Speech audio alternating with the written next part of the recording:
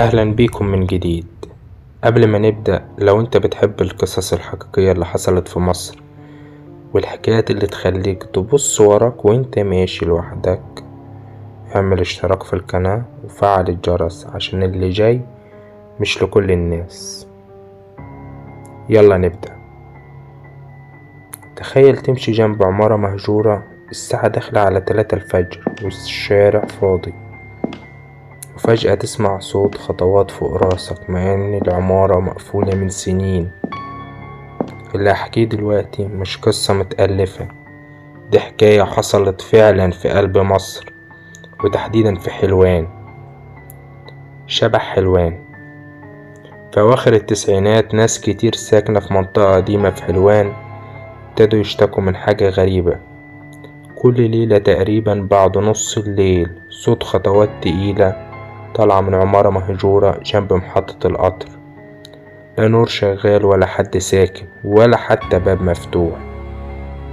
حارس العمارة راجل كبير في السن قال مش هيفضل يسمع كلام الناس وخلاص.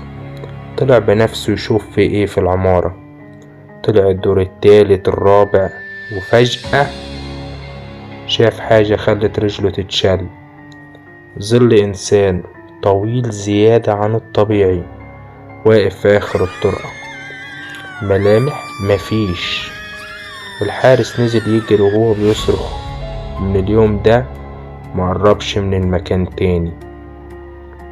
بعد ما الموضوع كبر الشرطة اضطرت تتدخل، فتشوا العمارة من أولها لآخرها، ولا شخص واحد ولا أي دليل إن حد دخل العمارة أصلا.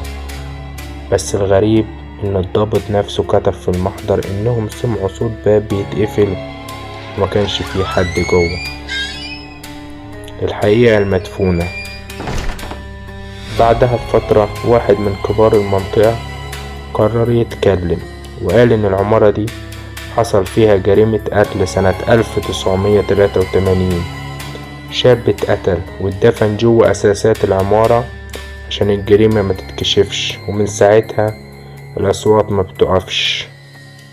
سنة 2002 العمارة اتهدت بالكامل، لكن المفاجأة ناس لحد النهاردة بتأكد إنها بتسمع خطوات في المكان الفاضي، كأن في حاجة لسه هناك.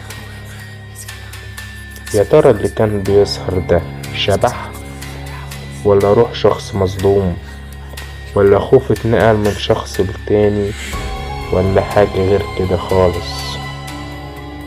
اكتب لي رأيك في الكومنتات. ولو كنت مكانهم كنت هتعدي من المكان ده بالليل ولا هتخاف؟ طبعا.